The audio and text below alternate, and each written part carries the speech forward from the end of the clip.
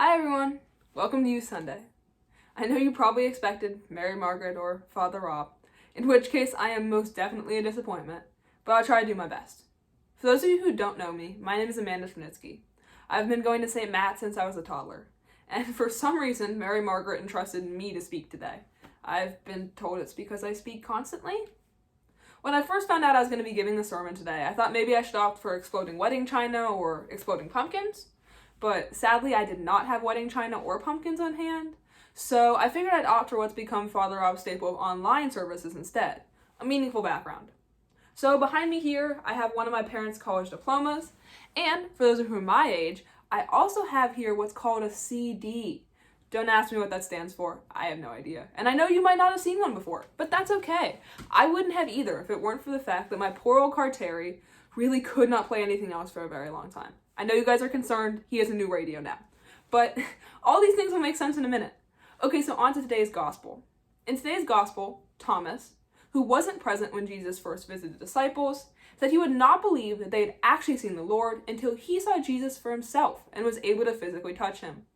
And when Jesus returned, he did indeed believe.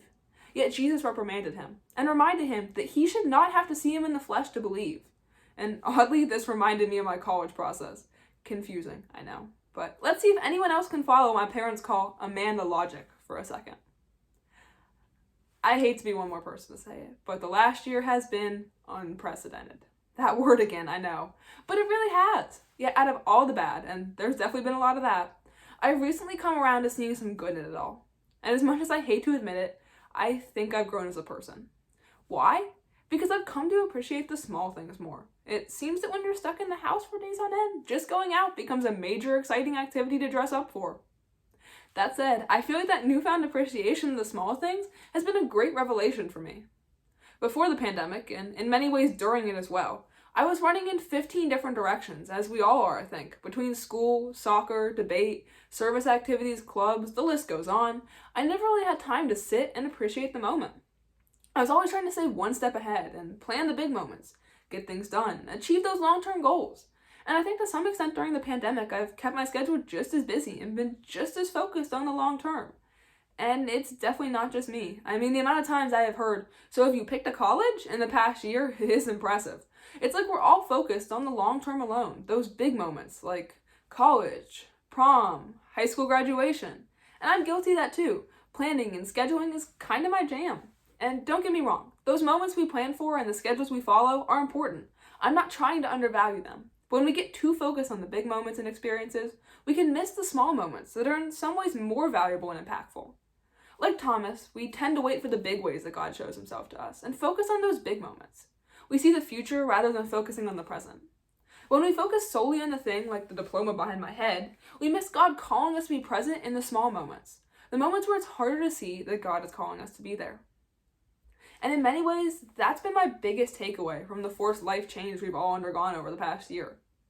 Instead of just focusing on the future, I've been forced to take those small moments for what they're worth. I found joy in driving my car, Terry, down 7 with my sunglasses on, absolutely rocking out to the CD, which was Luke Combs for anyone that was wondering. I found peace in prayer before bed and moments of tranquility in the far too infrequent moments I get to spend with my friends, say socially distanced around a fire pit. This sermon, for instance, came to me a couple weeks ago, and my teacher let us out a little early, and I got to sit on the back patio, absolutely rocking out to Miranda Lambert and Dierks Bentley through my AirPods. I am sure that I look like an absolute idiot to any of my neighbors that happen to look out their windows, but that's okay, because that was my own little moment of peace and understanding to get away from the stress of school. Senior year is not as easy as they make it out to be, and the second semester does not get easier. They lie. Anyways, as my mom always liked to say during my college decision process, not making a decision is making a decision. And I think that quote applies well to the small things. By not decisively taking time for ourselves, by not conscientiously taking time to enjoy the small moments with friends, or the simple drives, or the moments of sunshine, we are choosing to embrace the hectic lifestyle in search of the long-term goals. And as I've said prior, that's not a bad thing. I'm not saying give up the long-term goals. But by taking a few moments, I, at least, find myself rejuvenated and ready to get back to better pursuing the long run. As a society, and especially in the world of Northern Virginia, we always want to plan everything and have those scheduled memorable moments and follow the schedule to a T. But why can't a drive or a soccer kick around with friends be just as memorable as, say, prom? God is offering us the small moments of peace and calm, not to distract from the end goals, but to give us tranquility along the way.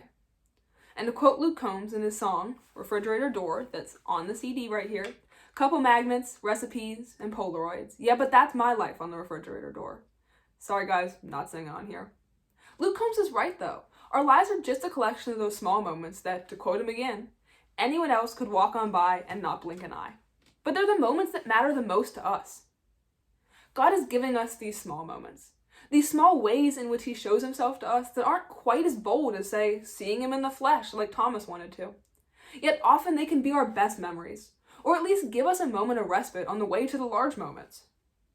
Unlike Thomas, let's believe in the small ways without having to see, because not making a decision is making a decision. Thanks for that one, Mom.